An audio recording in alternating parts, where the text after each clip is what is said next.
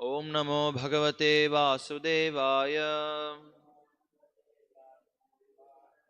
Om Namo Bhagavate Vasudevaya.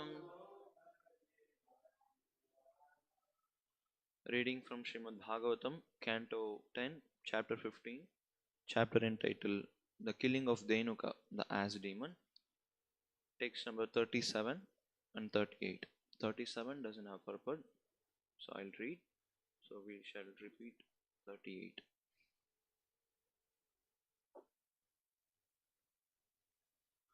Text number 37. Tam stan apatatah Krishno Ramascha Nripalilaya Grihita Paschacharanan Prahino Trinarajasu. Translation.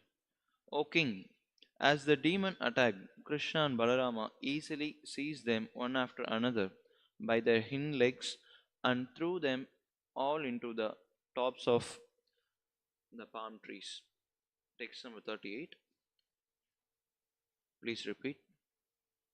Phala prakara sankrinam daitya dehair gatasubihi raraja bhuhu satalagrair ghanaihi iva nabattalam phalaprakara sankrinam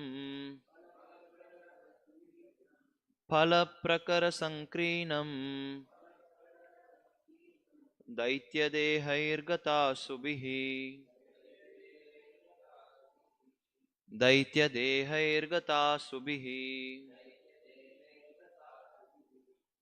rarajabhu satalagrair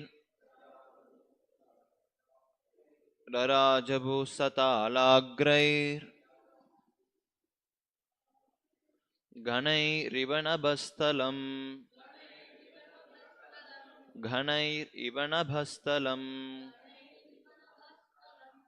फलप्रकरसङ्कीर्णं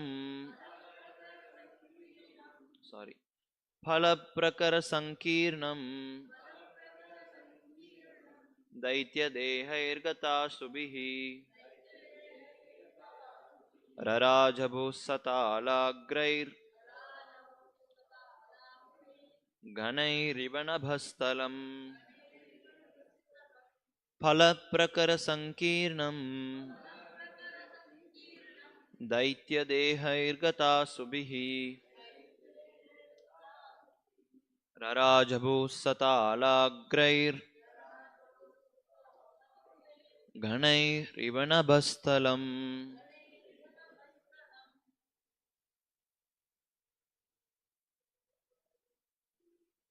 फलप्रकरसङ्कीर्णं दैत्यदेहैर्गतासुभिः सतालाग्रैर् घनैरिवनभस्तलं फलप्रकरसङ्कीर्णं दैत्यदेहैर्गतासुभिः रराजभुसतालाग्रैर् गणैरिवनभस्तलं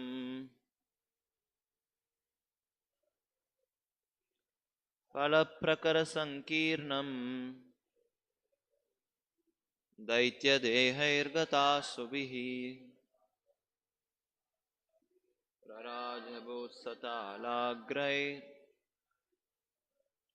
घनैरिवनभस्तलं. Mataji. फलप्रकरसङ्कीर्णं दैत्यदेहैर्गतासुभिः रराजभुसतालाग्रैर् गणैरिवनभस्तलं फलप्रकरं with heaps of fruits. Sankirnam covered Daitya with the bodies of the demons. Gata Asubihi, which were lifeless. Raraja shone forth. Bhuhu, the earth. Satala Agraihi, with the tops of the palm trees. Ganaihi, with clouds. Iva, as Nabahatalam, the sky. Translation and purport by disciples of His Divine Grace A.C. Bhaktivedanta Swami Srila Prabhupada, the founder Acharya of ISKCON. Translation. The earth then appeared beautifully covered with heaps of fruits and with the dead bodies of the demons, which were entangled in the broken tops of the palm trees. Indeed, the earth shone like the sky decorated with clouds. Purport. According to Srila Vishwanath Chakravarti Thakur, the bodies of the demons were dark, like dark blue clouds, and the large quantity of blood that had flowed from their bodies appeared like bright red clouds. Thus, the whole scene was very beautiful. The Supreme Personality of Godhead, in his various forms, such as Rama and Krishna, is always transcendental, and when he enacts his transcendental pastimes, the result is always beautiful and transcendental, even when the Lord performs violent acts like killing the stubborn as demons. Namo Vishnupadaya Krishna Preshthaya Bhutale Srimate Bhakti Vikasa Swami Namo Vishnupadaya Krishna Preshthaya Bhutale Srimate Bhakti Vedanta Swami Niti Namine Namaste Saraswate Deve Gauravani Pracharine Nirvisesha Shunyavad Paschati Deshatarini Jai Shri Krishna Chaitanya Prabhu Nityananda Shri Advaita Gadadhara Shivasadi Gaura Bhaktivinoda Hare Krishna Krishna Krishna Hare Hare Hare Rama Rama Rama Hare Hare Phalaprakara Sankirnam Daitya Dehairgata Subhihi Rarajabhu Satalagrair Ganairivanabhastalam. The earth then appeared beautifully covered with heaps of fruits and with the dead bodies of the demons, which were entangled in the broken tops of palm trees. Indeed, the earth shone like the sky decorated with clouds. Hare Krishna. So, continuing to hear the description of killing of the Dhenuka demon, Dhenukasura. So here as we heard from previous verses, that when Dhenukasura was killed, so all his relatives and friends, they were also in Dhenuka form, as form. So they are all very much enraged. So they were actually attacking Krishna and Balaram. So yeah, in previous verse we saw, like yesterday's verse we saw, how they attacked Krishna and Balaram, and after they attack, of course, we know the result. Like even in movies we see, like when there is a fight between the villain and hero, obviously we know that hero is going to win. So here same thing happened. So Krishna and Balaram, obviously they killed all these demons, and after they kill them, so here we see that verse is explaining the description, how it was, the whole scene, how it was actually seen. So that's what Shukadeva Goswami is explaining here in this verse. So all the demons were killed. So when they were all attacking, Krishna caught them by the behind legs. Some they were caught by the tails. So they threw them on the top of the trees. So and all these demons were dead like that. So that's the description we see. And Shukadeva Goswami is saying that as soon as these demons were thrown on top of the palm trees, all these tala fruits, the palm fruits, they were all actually they fell down to the ground. and they were actually they became like heaps of fruits, like they became like small mountains, like so many fruits were available there. So, and further Shukadeva Goswami is saying, and the dead bodies of the demons which were like entangled in the broken tops of palm trees, indeed, like they were hanging. So earth shone like sky decorated with the clouds. It's like of course we see, generally we see like sky is always decorated with the clouds, stars and moon. So here Vishwanath Chakravarti Thakur, so he's explaining the description here. So he's saying that the bodies of the demons were like dark bluish color. So it's like almost like gray, dark bluish. So the large quantity of blood that flowed from their bodies appeared like bright red clouds. So the blood, whatever came out of their body, it spread everywhere, and it's like we see like whole pasturing ground. I mean, the forest is like green with filled with green grass, and when the blood flowed from the demon's body, so here and there is like red patches. So it's like it's looking like in a blue sky, the clouds are very beautifully visible. Similarly, in the green area, so the red blood is bleeding from the demons bodies, so that is looking like clouds. And another description is saying, thus the whole scene was very beautiful. No, even their bodies also appeared like a red cloud. They were actually dark bluish color. So just because by the bleeding, so even their bodies actually they were looking in a red color. So the whole scene was actually looking very beautiful. So that's the description here. And just 4 lines after that, Srila Prabhupada is explaining that Krishna in his various forms, like Rama and Krishna, is always enacting transcendental pastimes, and it is always beautiful.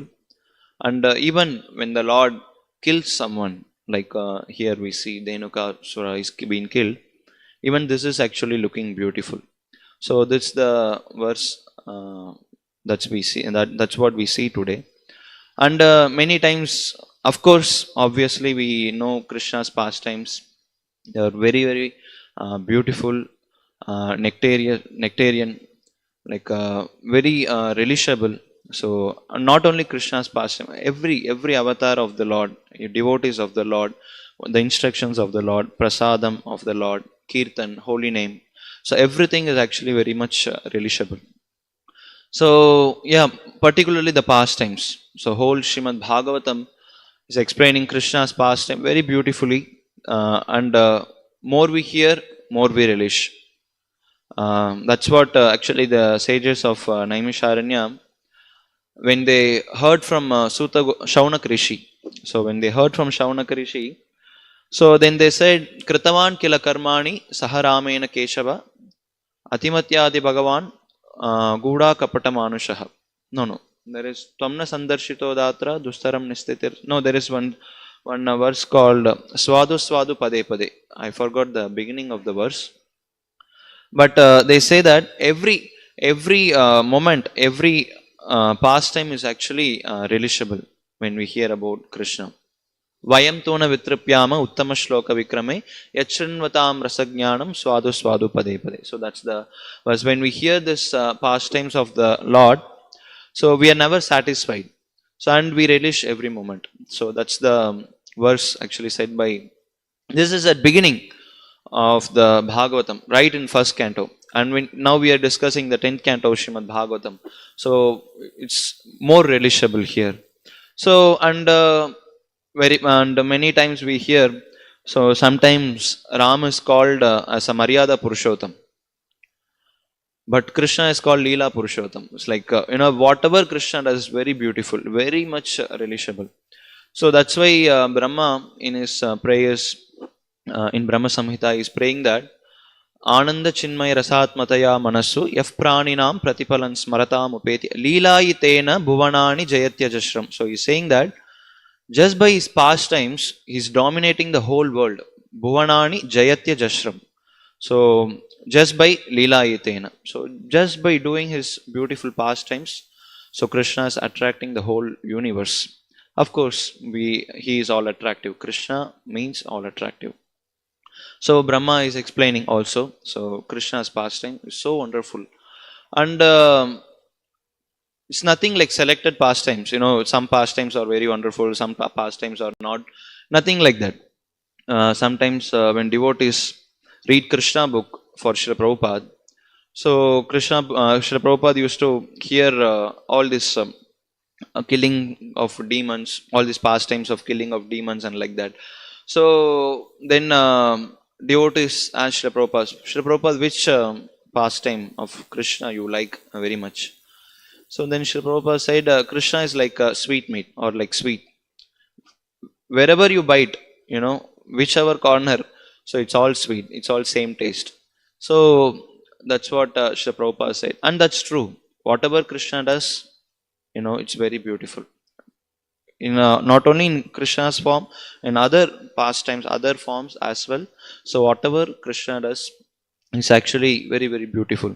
In fact, Srila Prabhupada has given, if you see, he only maybe some 4 lines of purport. But if we start explaining how Krishna's pastimes are beautiful, so we cannot stop, the description that's given here.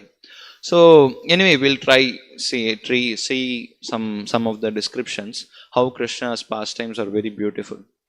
So actually recently, I had an opportunity to come across one of the writing of Vedanta Deshika called Yadava Bhyudayam. So he has given that literary presentation of a whole Krishna's pastime, very beautifully explained with Sanskrit verses and also his commentary. And in that there is actually 2 verses very beautifully explaining how Krishna's pastimes are all sweet and how merciful it is. Actually, when demigods, when they were all disturbed by the demons from this earth, like Kamsa and other demons, Shishupal and other demons. So that time what happened? So they all gathered, as we know, they all went to Brahma and Brahma went to the Lord. So that time they are offering prayers. First they glorified the Lord. So how he is beautiful, how the opulence were. So all they glorified. So then they started praying to the Lord. So among that, the 2 verses what they explain is, first they say that Ananya Dina Mahima Swadina Paravaibhavaha Dayadina Viharastvam Pranatan Paripahinaha. So he's saying, so we are offering respectful obeisances unto you, the Lord, who is like, and the other 3 lines are explaining whose Lord is. So he's saying that first line is explaining Ananya Dina Mahima. Ananya means actually unlimited. So uncountable, or we can say actually it's unlimited. Ananya Dina Mahima. Adina Mahima means, so his glories actually it cannot be counted. So it's uncountable, it's unlimited, and his powers.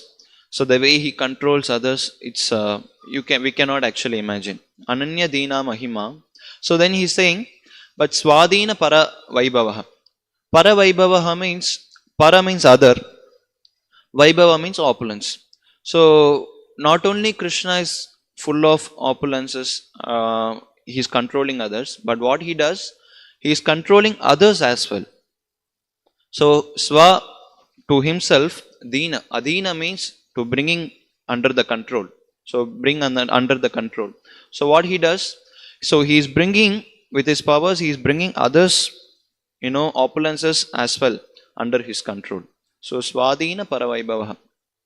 So then they explain that, so usually when a person, if he is having a lot of powers, opulences, and he is having many people under him, so generally they are arrogant. They don't, they are not actually humble. But here the next line says that, but even though Lord is, is full of opulences, with full of, attributes and, all dominating power, but still Dayadina viharastvam. So he's saying that, Lord, you show such a mercy to your devotees and the demons. So both. So he's showing mercy to demons by killing them, and he's showing mercy to devotees by giving himself to them. So by his mercy, that's called Dayadina. So he is actually controlled by the bhakti of his devotees, and also he is killing the demons, those who are not obedient, those who are disturbing the devotees. So Lord is killing them, and that is also his mercy. And demigods are actually praying, and that's what we see. That's the difference between the Lord's killing and in the material whatever killing we see. Let's say in material world, two people fight, and there is actually either victory or the someone has to lose. So if two are fighting, one has to win, one has to lose. So but when the Lord kills someone, both are actually gaining the victory. That's what whole Bhagavatam we see. When Krishna is killing someone, the demons are getting the salvation. Narada Muni is actually praising, what kind of piety, all these demons who are killed by Krishna, they did. Even just by, Krishna, touch of Krishna's body, they get the mukti. So such a, merciful Lord. So Dayadina viharastvam and pranatan paripahina. So that Dayadina is actually explained also in the next verse. So in that verse, what is that Daya? What is that mercy? That is explained. So in the next verse, Vedanta Deshika, he says that Sa Bhavan Guna Ratnaugaha. So Deeptamano Dayambudi Tanoti Vyuha Vibhavai Tarangairiva Tandavam. So he's saying that, so Lord's mercy is actually, here it is compared to ocean. Ocean, if it's a very vast, huge, it's not something like big river. It's thousands of river, joined together. It's actually the ocean. So huge. So, and Lord's mercy is also like that. Very huge. We cannot actually count how merciful He is. So then, the example further goes, in ocean, if we see, there are many valuable gems, minerals, many valuable items under the water, we can find out. Same thing, in the ocean of His mercy, ocean of His daya, the Lord is having the gems of His, wonderful qualities. That's called Guna Ratna Ugaha. So, Sa Bhavan Guna Ratna. So, Guna Ratna Uga means, Oga means the water. So, under the water, He is keeping under the, opulence of His mercy, He is keeping all His, the quality, the gem-like qualities, Guna Ratna. So, then, with that mercy, what He does, like whatever ocean does, what ocean does is, it gives the waves. So, similarly, the Lord also, Tanoti Vyuha Vibhavai. So, with His Vyuha, so Vyuha means here it is referring to the Chatur Vyuha and also the other expansions of the Lord. Tarangairiva Tandavam. So Tarangairiva Tandavam means as the ocean is manifesting the waves, so similarly the Lord being merciful and having the opulence of gem-like qualities, so He is manifesting many incarnations, Vyuha Vibhavai, for the benefit of the people to show what? Deeptamano Dayambudi. So, to show the mercy to the people. So, very beautiful description. And that's what we see in every avatar, in every incarnation, the Lord is coming and showing mercy to the devotees and at the same time showing mercy to the demons as well by killing them. So, very, very beautiful descriptions are given in the Shastras. In fact, if you see every avatar, manifesting such a opulences, such a beautiful description is being given. If we see beginning with Matsya avatar, apparently it may look, Krishna's pastime, apparently it may look what's going to happen, it's so many tragic moments, so many, unexpected things happen, but still the end is always beautiful. So here, Matsya Avatar we see huge pralaya came.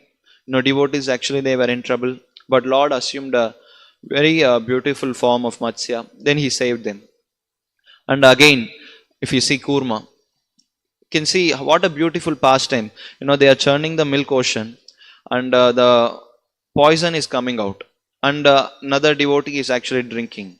And after once the poison is taken out, and what and all comes out, you know, the horse, the elephant, the medicine, Lakshmi Devi, very beautiful pastimes being enacted. And to hold the whole mountain, Lord is taking the form of Kurma, and demons and demigods they are actually churning the ocean, and they are not able to do it. So Lord is actually taking form of Ajita and helping the demigods to churn.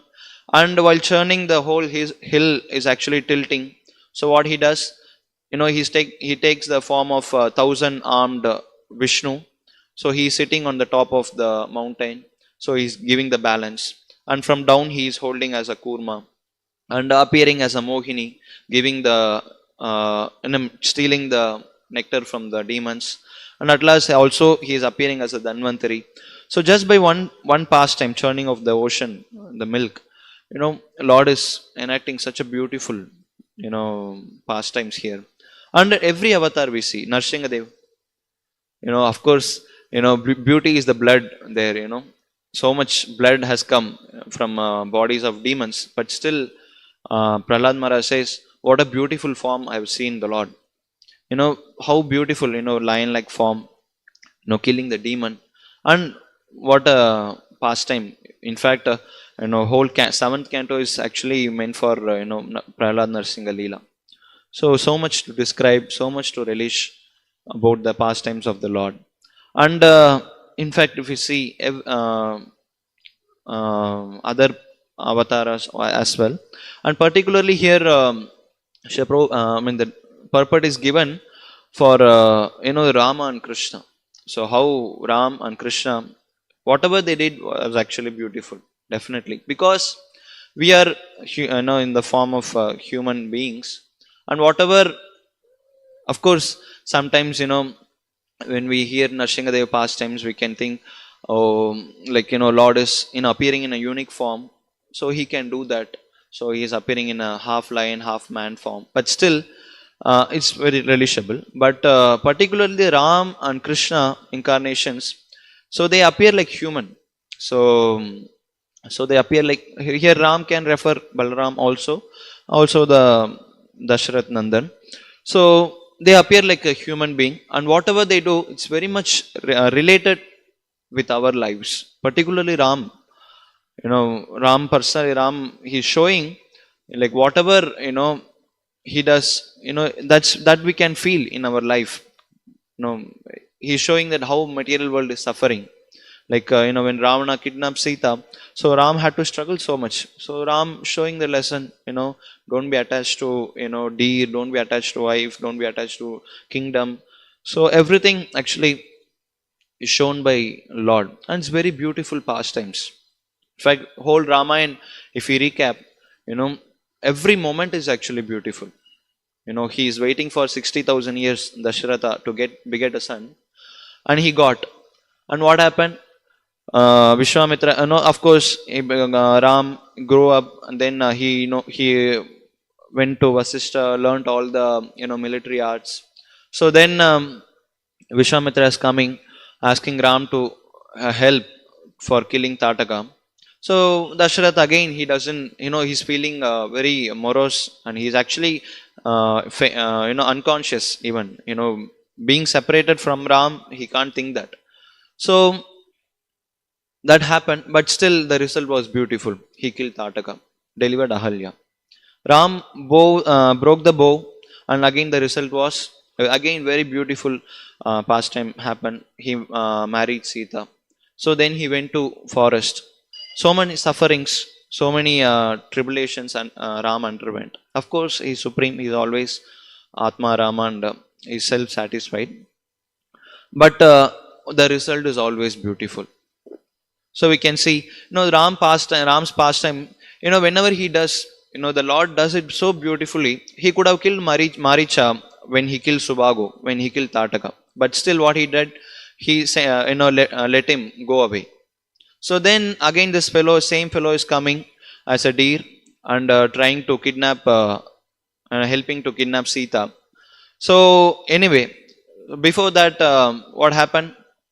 Ram, before leaving Maricha, he left one more demon like that, and that's how the Lanka Parva actually started. When Shurpanaka, she was defamed, so then she went to the Janasthan, her brother's place, Kara and Dushana. So these two fellows are sending 14,000 demons to attack Ram, single person. But Ram killed everyone. But at last what he did, he left one person. This fellow called Akampana, they say that he got so frightened.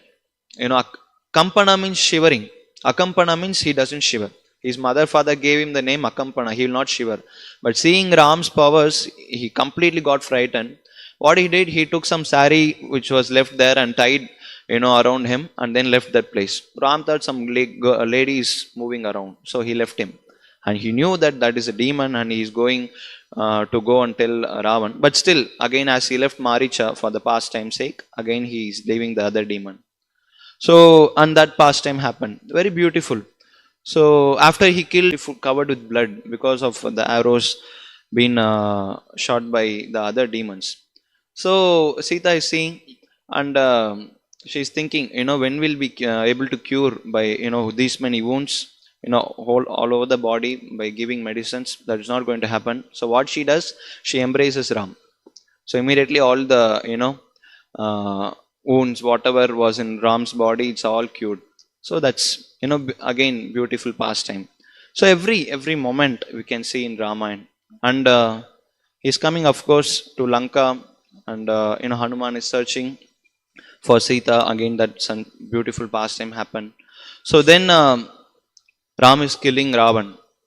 And every time, whenever during Ramanavami or when we glorify Ram's pastime, we sing this song, Vitarasi Dikshurane Dikpati Kamaniyam Dashamukha Mauli Bhalim Ramaniyam.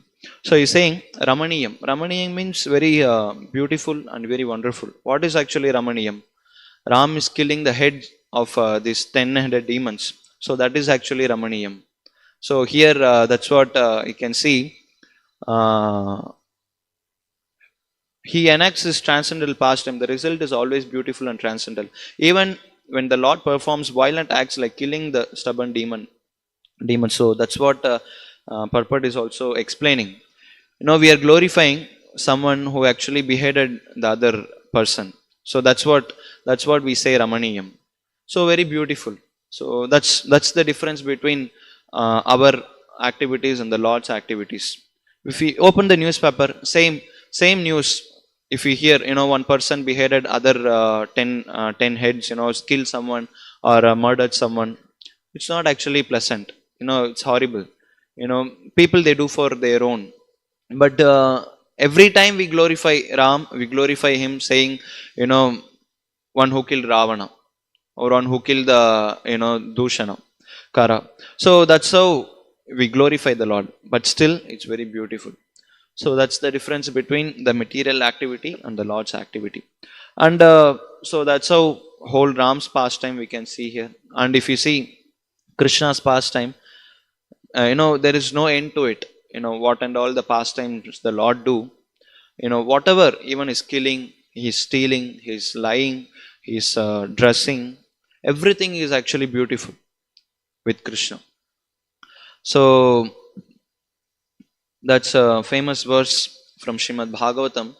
Aho bakiyam stanakala kutam jigamsayat paya yadapya sadvi lebe gatim datruchitam tatonyam kamva dayalum sharanam brajema. So he's saying, Uddhava is saying to Vidura, so who can be more merciful than Lord Krishna? Because this demon, as she came, Putana, she came to kill Krishna, but still, not only killing her, but Lord gave the position of his mother. So what who can be more Kamva Dayalum Sharanam Rajema? Who can be more merciful than Lord Krishna?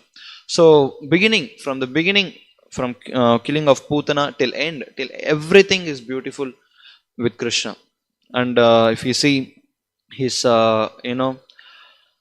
beautiful stealing, how he is stealing the butter, it's actually very beautiful pastimes. We already heard so many, and many other things we can see, like playing flute. There are many descriptions how the Lord is playing flute. In fact, when he's playing flute in his in the forest, what happens? All the bumblebees start coming. So then there are actually the cows. They are grazing the grass. Also the deers, also the grazing the grass.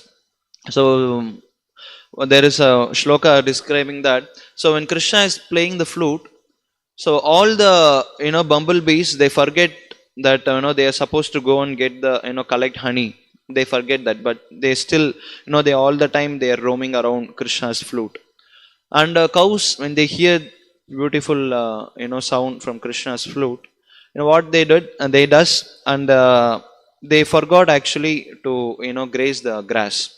And deer, what they do, they all the description is saying that, so they already they are chewing the grass, but they are not able to push it in. So it's always in their mouth. And Acharya is saying that when we describe all this scene, so how it looks like, Krishna is playing the flute, and the whole atmosphere became like a picture. Picture means it doesn't move at all. So here we see like a Jharkhand. So like that elephant is standing, the lion is also standing, and tiger and deer are embracing. It's like picture, and the whole scene was like that when Krishna was playing the flute. And Yamuna becomes stunned. River doesn't flow, the air doesn't come. So everything is motionless when they hear Krishna's beautiful sound of the flute. So not only flute, and even he's stealing the butter, telling lies. There is Damodar Leela. We remember, he's lying, but very beautiful. Sometimes when we see children lying, it's doesn't look nice, but still when Krishna is lying, very very beautiful. He's saying, mother is asking, why did you break the pot? And Krishna is saying, where I did not break the pot. Saying that monkeys started coming and taking the butter, they broke the pot. I went to save the butter. I wanted to take the butter away from that monkeys. So that's why I went there. But you are thinking that I stole the butter. So such a lie. Everyone knows that Krishna broke the pot. He gave the butter to the monkeys. But still, when he's selling such a lie, that is even beautiful. And the way he's dressing, and the way he's giving moksha, that is also beautiful. And then Puranas, one place, the pastime is given. Mother, Krishna is stealing butter and he's running away. Mother is chasing. Yashoda is chasing. So there was one potter. He's making pots. He had very huge pots and as well. So Krishna is saying, okay, can you do a small help? Mother is chasing. Because I stole the butter, mother is chasing me. So I'll hide somewhere, inside your pot. But when mother comes, please tell that I'm not here. Just do that favor alone. Otherwise, I'll get beatings. So Krishna went inside one big pot. So as Krishna said, Yashoda is coming, asking where is Krishna, and potter is saying, I don't know, he's not here. And Yashoda went away. So Krishna is coming out of the pot. He's saying, see, since you helped me, from the beatings of Mother Yashoda, I'll give you something. I'll give you moksha, he's saying. And then Potter was very happy. Lord, so merciful. I didn't do anything. I just said, he's not here. You are giving me moksha for this.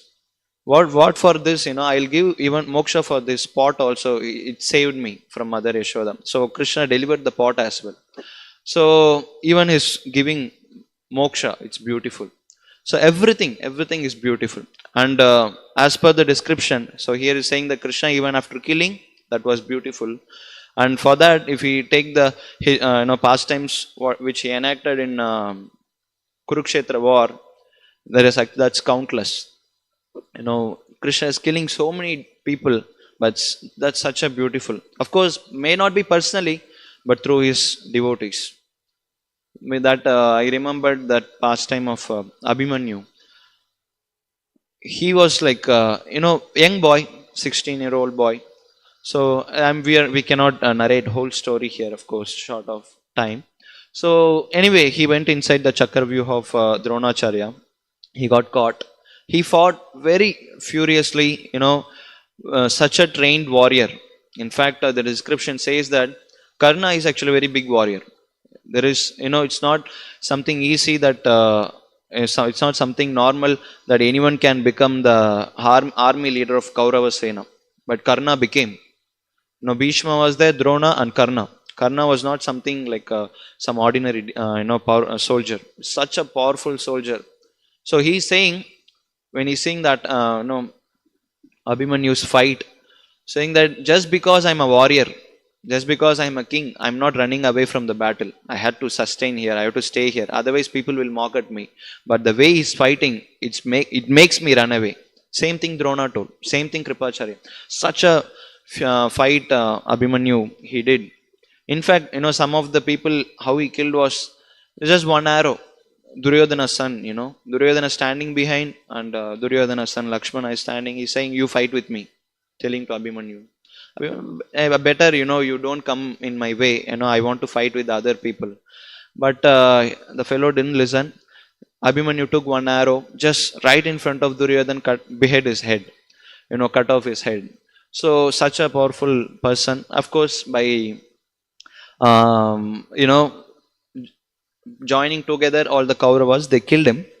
So why I'm saying is that when Arjuna heard that Abhimanyu was killed like this, so he got very much angry at Jayadratha. So he wanted to kill him. So he said, tomorrow Jayadratha should not see the sunset. If he sees, I'll enter in fire. So that's the vow Arjuna took. So then Krishna heard this.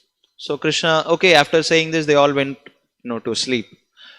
But Krishna couldn't sleep. He's saying that, such a, terrible vow that Arjuna has taken. Kaurava army is not so simple to penetrate.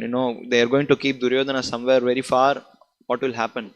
So Krishna said, Daruka, without Arjuna, I cannot imagine the whole world, and I cannot be in this world at all. So better what you do, you prepare all my weapons, all my chariot, my arrows, bow, everything should be ready. As soon as I blow the conch, if any emergency, you immediately bring. So such the pastime happened. Anyway, the more relishing moments are further. So the next day came, and Arjuna is going for attacking Jayadratha, wanted to kill him, and whomever came in between, no one could resist Arjuna. Neither Kripacharya nor Ashwatthama, Drona, no one could resist. But what happened at one point of time, the horses were becoming very tired. They couldn't run further. And this is such a battle going on, and horses are actually tired and they are not moving now. But now Krishna, what he did, Krishna is saying, horses cannot go further. No, it needs some water. So then immediately Arjuna, what he did, with his arrow, so he brought water. He made a kunda. So even there, even now it is there, Bana Kunda, it's there in Kurukshetra. So Krishna, very amazing. So he got down from the chariot. As soon as he saw that pond, filled with water, very cool water, and the swans, the flowers, everything are there. So very beautiful atmosphere, right in middle of the war field. Arjuna could create that. And Krishna got down from the chariot, released the horses, personally took them and made them drink the water, bathed them, removed the arrows from their body, and then kind of rubbed them, kind of pat them to pacify the horses. And not only that, actually, Arjuna, what he did, for horses to go and drink the water, around the kunda he made some kind of palace in the sense some kind of room where they could go in, and the horses could drink the water, and Krishna could do the needful. And meantime Arjuna was actually down to the chariot on the ground. He was fighting with other people. But the point is, see, Krishna, such a beautiful pastime is enacting with his devotees. Even at the midst of the war, he doesn't, actually nothing is going to affect Krishna, but still He's ready to take up the menial service of taking care of the horses, feeding them, and making them drink water, cleaning them. So then after once everything done, of course, Krishna again rejoined the horses. Then they started leaving, and after that the horses went very fast. The way it went, all the Kaurava people, they said, no one can actually save Jayatratha hereafter. It was like in a moment they were, traveling few kilometers, such a speed. They approached. Krishna was driving very, very, beautifully. So at last, of course, they killed Jayatratha. So by Arjuna killed Jayatratha by Krishna's help. So I mean, war field, but still, what the description we see, we hear how enchanting, how beautiful it is. So whatever Krishna does is actually very beautiful. From beginning, like beginning from killing of Putana till end of his pastime, everything was actually very beautiful. So not only that, devotees, Krishna's devotees, they are also very beautiful, and whatever happened in their life, that is also actually very relishable. If we see below Mangal Thakur, we can't imagine, something. Of course, we are also living the life, materialistic life. Below Mangal Thakur was a saint, he was a devotee, but got carried away by woman. But at last, what happened, he pierced his own eyes. Then what happened, so much trouble he underwent. But at last, what happened? He went to Vrindavan. Krishna himself, he is bringing milk to Bilvamangal Thakur. Then Bilvamangal Thakur could see Krishna by his mercy. And I remember many devotees, they keep this picture where Bilvamangal Thakur having some small tambura kind of thing. He's singing about the Lord. And the Lord is saying, see, I want to hear your bhajan, I want to hear your kirtan. So I'll sit and hear, you please sing. So Bilumangal Thakur is singing, some would have seen that picture. Bilumangal Thakur is singing, and then Krishna, in a small boy form. So he's sitting like this, keeping his hand like this. So then relishing the glories sung by his devotee. So what else Bilamangal Thakur needs? Krishna, per Lord himself is personally sitting besides and hearing whatever he is singing. So there cannot be more fortunate thing than this. So he underwent so much trouble, but at last the Lord is hearing his singing. So this is the Lord, and the devotees, both are actually very beautiful. And not only Bilamangal Thakur, every devotee. So at this moment we cannot actually, if we see our Srila Prabhupada, whatever he did was actually beautiful. The way he preached, the way he did kirtan, singing, harmonium, the way he played harmonium was so beautiful. Some devotees, they say that even Srila Prabhupada's applying tilak was so much, captivative. So it's a unique style. How Srila Prabhupada was applying tilak, how he was dressing, how he was preaching. So the way Srila Prabhupada walked, so like lion. So devotee, because they represent Krishna, they present the teachings of Krishna, they preach. So they also have that potency of attracting people. So that's, we see every moment in our movement, that we can see. Not only Sri Prabhupada, also his disciples. So the way they preach, the way they are pure, the way they sing, dance, everything is actually very much relishable. So that's what here the pastime says. So Krishna, everything is beautiful. So I'll stop here. So any question, comments, anything to add?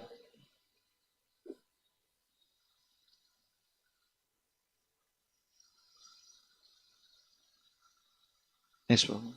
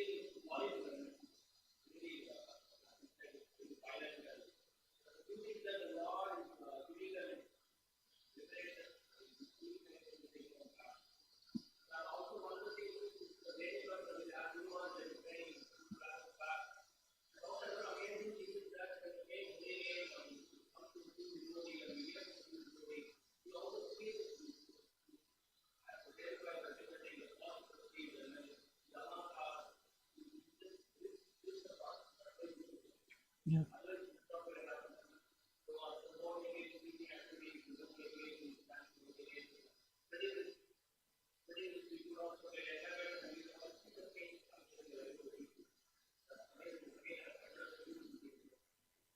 Yeah, I wanted to discuss all this, but time was limit. But yeah, that's true.